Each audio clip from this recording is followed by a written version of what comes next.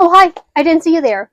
Before we begin, I'd like to promote my first ever book, which I'm hoping to be the first of many, The House of Dr. Rowe. It's available right now on Amazon. This book has been a big passion project of mine for a few years, and I'm just very excited to share it with the world. If you're interested in things like this, I think you're going to really like this one. And now let's just put this right here. And when you're done reading that, I recommend you go see the new Alien movie, Alien Rubicon. It kind of threw me off how it had nothing to do with the other Alien movies, but it was better than the time I saw Atlantic Rim. You most likely have seen movies like this before. In today's episode of Pop Cult, we're talking about the very sick art of the Mockbuster.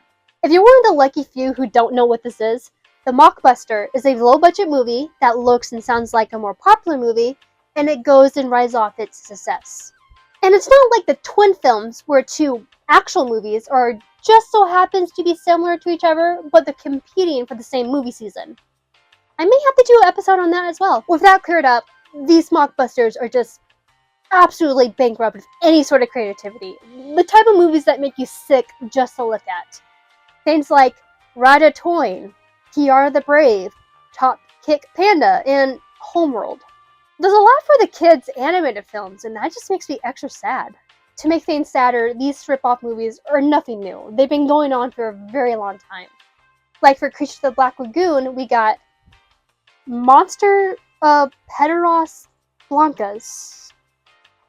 Down the line, we got all those Scooby-Doo knockoffs, and of course, we got The Man Who Saves the World.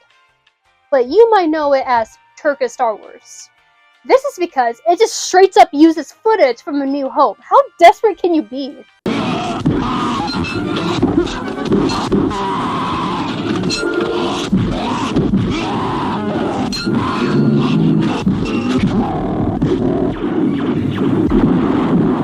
Ne kadar güçlü olursa olsun dünyalının canını alacağım. Although, that poster is super sick.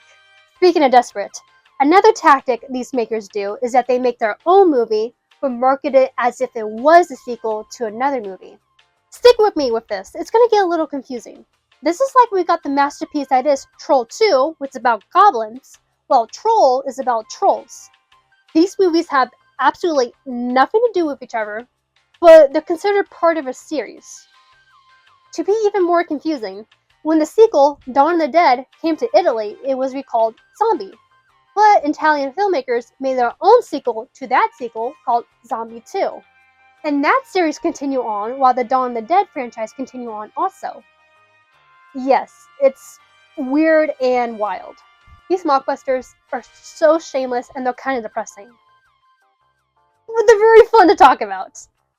I've always been a big fan of bootleg stuff. I always wanted my own pair of Bart Simpson bootleg t-shirts. But for these, there's a big discussion community for all these Mockbuster movies, and I may have to jump in on that. And I know exactly what I would want to talk about.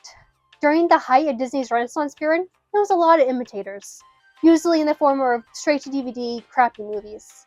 Things like Beauty and the Beast,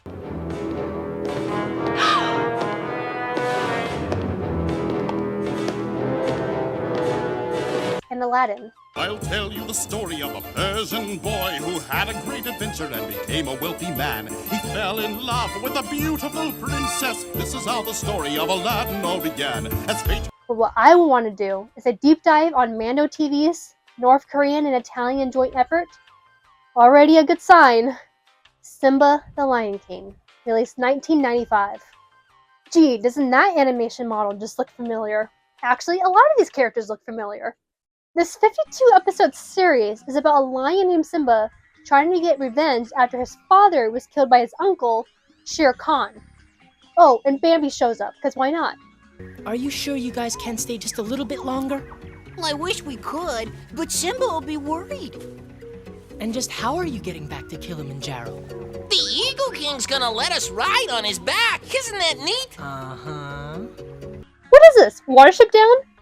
Or is this like someone's weird crossover fanfiction?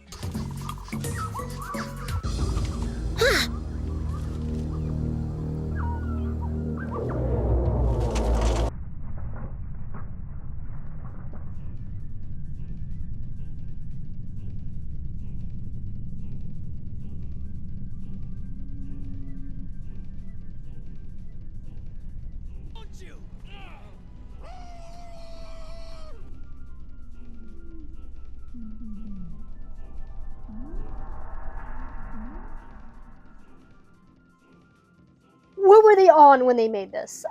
I have to do a deep dive on this. I can't sit through any other mockbuster like Ratatouille, but this, I'm glued to the screen. It's like a car wreck for me. I may be more inclined to do an episode about Simba the Lion King if this video got a certain number of likes and comments. Wink wink. If we learned anything from this topic, is that imitation is not always the most sincerest form of flattery. A big part of cinema is stealing from others, but it's all about you going and making it your own. But I know these type of movies will never go away. But knowing how fun they are to watch and make fun of, I really don't mind. And that wraps up today's video. Thank you so much for watching. Please tell me, what's your experience with the infamous Mockbuster? And if you're interested, The House of Dr. Rowe is linked down below if you want to read it. Don't forget to like, share, and subscribe. Thank you again for watching, and stay gold. Buy my book.